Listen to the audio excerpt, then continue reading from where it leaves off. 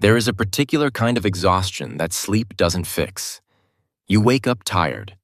You move through your day tired. You go to bed tired, and somewhere underneath it all, you feel a faint but persistent sense that something is wrong. Not dramatically wrong, not crisis wrong, just quietly, consistently wrong. You can't name it easily. You aren't in any obvious danger. By most external measures, things are fine. And yet, what many people are beginning to recognize in themselves, with the help of a growing body of work in psychology and neuroscience, is that this feeling has a name. It's called survival mode. And in 2025, more people appear to be living in it than at any previous point in recorded psychological study. Survival mode is not a diagnosis. It's a state, a neurological condition really, in which the body's threat response system has been running for so long that it has effectively become the default setting. The brain, designed to mobilize us in moments of genuine danger and then stand down once the danger has passed, simply never receives the signal to stand down. The cortisol keeps flowing. The nervous system stays braced. Life continues, but it is lived from a crouch. Here are 10 signs that this may be where you are living. The first is chronic hypervigilance. You are always scanning.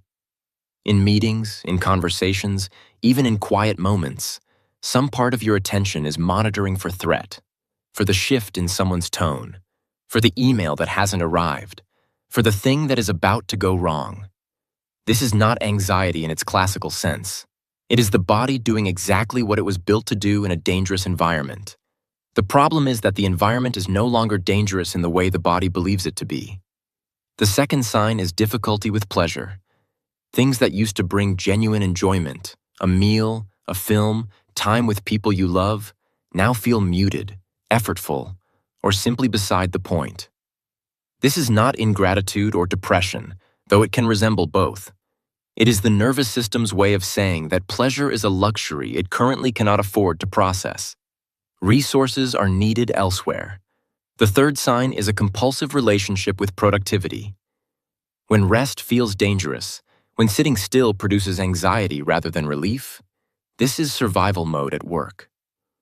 The body has learned that doing is safer than being.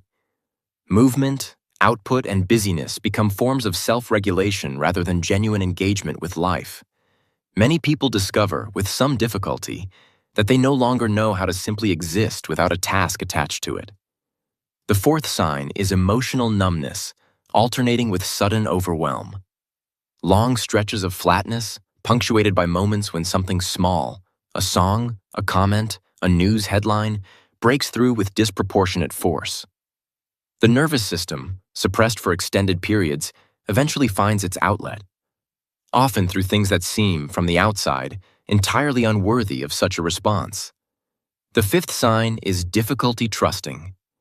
When the body has been on alert for a sustained period, it begins to read neutral situations as threatening and kind gestures as suspicious.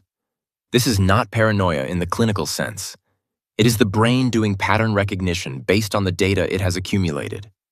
If enough things have gone wrong, the brain stops expecting things to go right. The sixth sign is physical symptoms with no clear medical cause. Persistent fatigue, digestive disruption, a lowered immune response, tension that lives permanently in the shoulders and jaw. The body keeps the score, as the psychiatrist Bessel van der Kolk has put it, a phrase that has moved from academic literature into something approaching common knowledge in recent years, because so many people have recognized themselves in it. The seventh sign is black and white thinking. Nuance requires cognitive resources. When those resources are being consumed by the threat response system, the brain simplifies.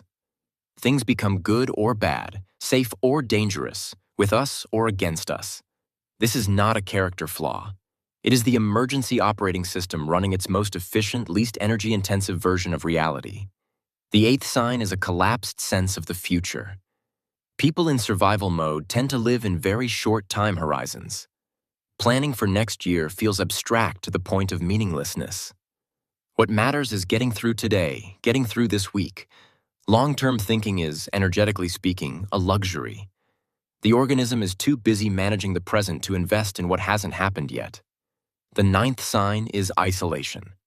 Not always the dramatic kind, not the refusal to leave the house or the cutting off of contact, but the quieter kind. The gradual cancellation of plans, the preferring of surfaces over depth in conversation, the sense that genuine connection would require a kind of presence and openness that simply isn't available right now. People become polite rather than real. The 10th and perhaps most telling sign is a loss of the sense of self. The person who can remember, dimly, what they used to enjoy, what they used to care about, what used to feel like them, but who no longer has ready access to any of it. Survival mode is not simply a state of stress. Over time, it reorganizes the personality around the single project of getting through. Everything else gets quietly dismantled to fund it. None of this is a character failing. That is the most important thing to understand. Survival mode is the body's intelligent response to an environment, or a sustained period, that signaled genuine threat. A childhood in which things were unpredictable. A working life structured around insecurity and overload.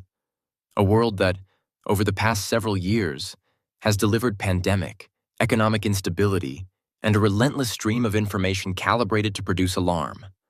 The nervous system learned from all of it. It adapted. It made you harder to hurt. What it could not entirely account for was the cost of maintaining that adaptation indefinitely.